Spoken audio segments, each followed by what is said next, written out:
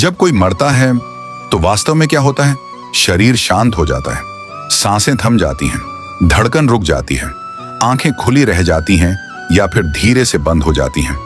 लेकिन जो सबसे बड़ा रहस्य है वो यह है कि जो मरता है वो आप नहीं हैं। आप कभी नहीं मरते।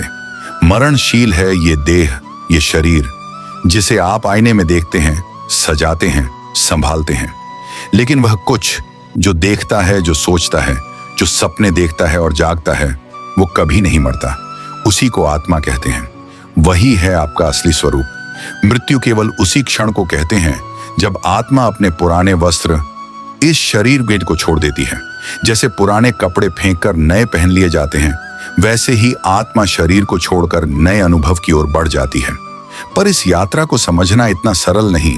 ये कोई कहानी नहीं, ये चेतना का अनंत रहस्य है। गीता में श्री कृष्ण अर्जुन से कहते हैं, न जायते म्रियते व कदाचित नायम भूत्वा भविता व न भूयः। आत्मा न जन्म लेती है, न मरती है, न वह उत्पन्न होती है, न विनष्ट। ये शाश्वत है, ये सनातन है। मृत्यु तो केवल उस देह की है जिसे हम मैं मान बैठे हैं। और जब आत्मा शरीर से अलग होती है तो वो यात्रा प्रारंभ होती है जिसे इस संसार में बहुत कम लोग समझ पाए हैं। मृत्यु का पहला क्षण जब किसी व्यक्ति की मृत्यु होती है तो वो तुरंत नहीं जानता कि वह मर चुका है। हाँ, ये सबसे बड़ा आश्चर्य है। आत्मा उस समय कुछ सेकंड से लेकर कुछ मिनटों तक अपने ही मृत शरीर को देख रही होती है।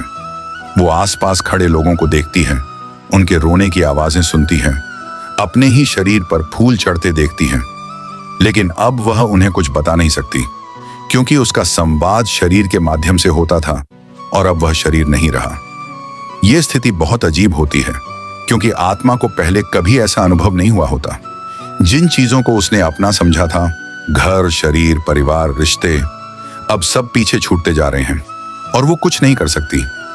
उस क्षण में आत्मा अपने जीवन की सारी स्मृतियों को एक साथ महसूस करती है, जैसे किसी ने सैकड़ों क्लिप्स एक ही सेकंड में चला दिए हों। हर स्मृति, हर भावना, हर कर्म, सब कुछ सामने आ जाता है, एकदम स्पष्ट। कर्मों की प्रतिध्वनि मृत्यु के बाद आत्मा का पहला पड़ाव होता है, उसके कर्मों का मूल्यांकन।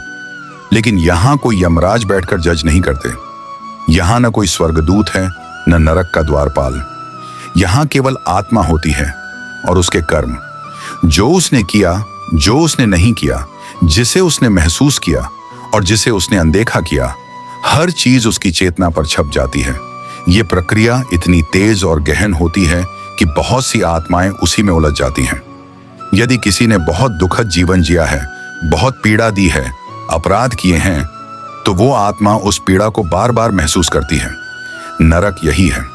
और यदि किसी ने प्रेम, सेवा, ध्यान और करुणा का जीवन जिया है, तो आत्मा को एक दिव्य विश्राम मिलता है। स्वर्ग यही है। कोई बाहर नहीं आकर कहता कि तू अच्छा था या बुरा। आत्मा स्वयं अपनी गहराइयों में उतरकर जानती है कि वो क्या थी। आत्मा की दिशा अब आत्मा दो रास्तों में से किसी एक पर चल पड़ती है। 1, पुनर्जन्म की ओर, दूसरे मोक्ष की ओर। बहुत कम आत्माएं मोक्ष की स्थिति में पहुंचती हैं, क्योंकि उसके लिए आवश्यक है पूर्ण विवेक, पूर्ण समर्पण और चेतना की पूर्ण जागरूकता। अधिकांश आत्माएं वापस लौटती हैं, किसी और जीवन में, किसी और शरीर में। पर यह वापस आना आकस्मिक नहीं होता। यह बहुत ही सूक्ष्म गणित के आधार पर तय होता है। हर आत्मा की यात्रा उसकी इच्छाओं, अधूरी कामनाओं और पिछले कर्मों से निर्धारित होती है। गीता कहती है, यथा चित्त की गत्यर्थ आत्मा देहम पुनः लभते। जैसे मन की गतिकी होती है, वैसे ही आत्मा अगला शरीर प्राप्त करती है। सूक्ष्म लोक और आत्मा का विश्राम। मृत्यु के बाद पुनर्जन्म से पहले आत्मा कुछ समय एक विशेष आयाम में रहती है, जिसे सूक्ष्म लोक, प्रेत लोक या बीच की अवस्था कहा जाता है। यह कोई भूतिया जगह नहीं होती, बल्कि चेतना का ऐसा क्षेत्र होता है जहां आत्मा विश्राम करती है, अपने अनुभवों पर चिंतन करती है और अगले जन्म की तैयारी करती है। ओशो इसे एक साइलेंट जोन कहते हैं, जहां न कोई शोर है, न कोई कर्म, बस अस्तित्व की मौन उपस्थिति। यहां आत्मा खुद से प्रश्न करती है, मैं क्या थी, मैंने क्या सीखा, मैं अगली बार कहां जाना चाहती हूं। जन्म का चुनाव अब आता है, वो रहस्य जिसे बहुत कम लोग समझ पाते हैं। आपका अगला जन्म आप स्वयं चुनते हैं। जी हाँ, आप अपने माता पिता को चुनते हैं। जन्म स्थान, समय, परिस्थिति, ये सब आपके पूर्व कर्मों, इच्छाओं और विकास स्तर के आधार पर तय होते हैं।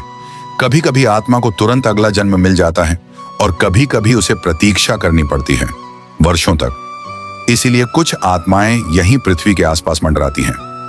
उनकी यात्रा अधूरी है या वो शरीर को छोड़ नहीं पा रही होती। यही कारण है कि कई बार किसी स्थान पर किसी आत्मा की उपस्थिति महसूस होती है। न वो भूत है, न राक्षस। वो बस कोई खोई हुई चेतना है जो अपने अगले चरण की प्रतीक्षा कर रही है। आत्मा का गर्भ में प्रवेश और पुनर्जन्म की प्रक्रिया। जब एक आत्मा इस जीवन से विदा लेती है तो उसका अगले जीवन में प्रवेश एक नया अध्याय होता है। मृत्यु के बाद का समय आत्मा के लिए एक संक्रमण काल होता है जो वह अनुभव करती है। यह समय बहुत सूक्ष्म होता है और इसमें आत्मा को अपनी अगली यात्रा का चुनाव करना होता है। गीता में श्री कृष्ण कहते हैं, जो मृत्यु के समय जिस अवस्था में मनुष्य का ध्यान होता है वह उसी अवस्था में पुनः जन्म लेता है। इसका अर्थ यह है कि आत्मा के अगले जन्म का चुनाव उसकी मानसिक स्थिति और इच्छाओं पर निर्भर करता है। यदि कोई व्यक्ति मृत्यु के समय आत्मिक शांति, प्रेम और भक्ति में रहता है तो वह मोक्ष की दिशा में बढ़ता है। लेकिन अगर उसने अपने जीवन में बहुत सी अधूरी इच्छाएं छोड़ दी हैं तो वह उन्हें अगले जन्म में पूरा करने के लिए पुनः जन्म लेता है। मृत्यु के बाद कई आत्माएं एक विशेष अवस्था में चली जाती हैं जिसे प्रेतलोक या सूक्ष्म लोक कहते हैं। यह वह स्थान है जहां आत्माएं किसी कारणवश अटकी रहती हैं, जैसे किसी अधूरे कार्य, अवशेष कर्तव्यों या बहुत अधिक सांसारिक चाहतें। ओशो के अनुसार यह स्थान एक मौन क्षेत्र होता है जहां आत्मा अपने अनुभवों पर चिंतन करती है और अगले कदम की ओर बढ़ती है। यहाँ किसी भी प्रकार का शारीरिक दर्द या पीड़ा नहीं होती, बल्कि यह समय आत्मा के विकास का होता है। यह अवस्था आमतौर पर बहुत लंबी नहीं होती और जैसे ही आत्मा अपनी इच्छाओं और कर्मों के भार से मुक्त होती है वह अपनी अगली यात्रा की दिशा निर्धारित करती है। पुनर्जन्म की प्रक्रिया और जीवन का नया प्रारंभ। किसी भी आत्मा का अगला जन्म पूरी तरह से उसके पिछले जीवन के कर्मों पर निर्भर करता है। गीता के अनुसार आत्मा को एक नया शरीर तब मिलता है जब वह अपने पुराने शरीर को छोड़ देती है। यह प्रक्रिया आत्मा की इच्छाओं और मानसिक स्थिति पर निर्भर करती है। यदि आत्मा ने इस जीवन में नकारात्मकता, द्वेष या अत्यधिक सांसारिक आकर्षण में समय बिताया है तो वह अगले जन्म में उन इच्छाओं को पूरा करने के लिए एक नया शरीर प्राप्त करती है। यह पुनर्जन्म उसके पिछले जीवन की अधूरी इच्छाओं और असंतोष को पूरा करने के लिए होता है। लेकिन यदि आत्मा ने ध्यान, साधना, प्रेम और करुणा का जीवन जिया है तो वह मोक्ष की ओर बढ़ती है और उसका अगला जन्म अगर होता है तो वह एक उच्च उद्देश्य के लिए होता है। मोक्ष या आत्मा की मुक्ति वह स्थिति होती है जब आत्मा अपने सारे बंधनों से मुक्त हो जाती है। यह वह अवस्था है जब आत्मा किसी भी पुनर्जन्म के चक्र से बाहर निकल जाती है और ब्रह्म के साथ एकाकार हो जाती है। यह अनुभव न तो शब्दों में कहने योग्य होता है, न ही किसी बाहरी दृष्टि से देखा जा सकता है। यह एक पूर्ण शांति और निर्विकारी स्थिति होती है। ओशो के अनुसार मोक्ष का अर्थ है आत्मा का शांति के साथ एक होना। यह वह अवस्था होती है जब आत्मा अपने अस्तित्व के साथ समाहित हो जाती है और फिर कोई जन्म या मृत्यु नहीं होती। यह अवस्था हर आत्मा के लिए नहीं होती, क्योंकि मोक्ष के लिए उच्चतम स्तर की साधना और आत्म जागरूकता की आवश्यकता होती है। यह आत्मा के सर्वोत्तम रूप में होने की स्थिति होती है और जो आत्माएं इस अवस्था में पहुंच जाती हैं वे फिर कभी पुनर्जन्म नहीं लेती। अब प्रश्न उठता है, क्या मृत्यु के बाद आत्मा का अस्तित्व वास्तव में सच है या यह केवल एक मानसिक भ्रांति है? इस सवाल का उत्तर आज तक कई साधकों और वैज्ञानिकों ने अलग अलग तरीके से दिया है, लेकिन आध्यात्मिक दृष्टिकोण से यह सिद्धांत गहरे स्तर पर सत्य है। हमारे चारों ओर की सारी चीजें भौतिक हैं, लेकिन आत्मा एक सूक्ष्म ऊर्जा है जो किसी भौतिक रूप में बंधी नहीं है। मृत्यु के बाद शरीर नष्ट हो जाता है, लेकिन आत्मा जो हमारे अस्तित्व का वास्तविक रूप है, अनंत है। यह हमेशा के लिए जीवित रहती है और किसी भी रूप में पुनः जन्म ले सकती है। हमारे पूर्वज संत और आर्ष कहते थे, आत्मा अमर है और केवल शरीर का परिवर्तन होता है। मृत्यु के बाद आत्मा को एक नई दिशा मिलती है और यह यात्रा अनंत है। मरने के बाद क्या होता है? यह प्रश्न हम सभी के मन में कभी न कभी उठता है। मृत्यु एक अंत नहीं, बल्कि एक नया प्रारंभ है। आत्मा के लिए यह कोई अंत नहीं, बल्कि एक यात्रा की नई शुरुआत है। आत्मा जन्म से लेकर मृत्यु तक और फिर पुनर्जन्म तक एक अंतहीन चक्र में घूमती रहती है, जब तक वह आत्मा अपने उच्चतम शिखर पर पहुंचकर मोक्ष नहीं प्राप्त करती। मृत्यु केवल शरीर का अंत है, आत्मा का नहीं।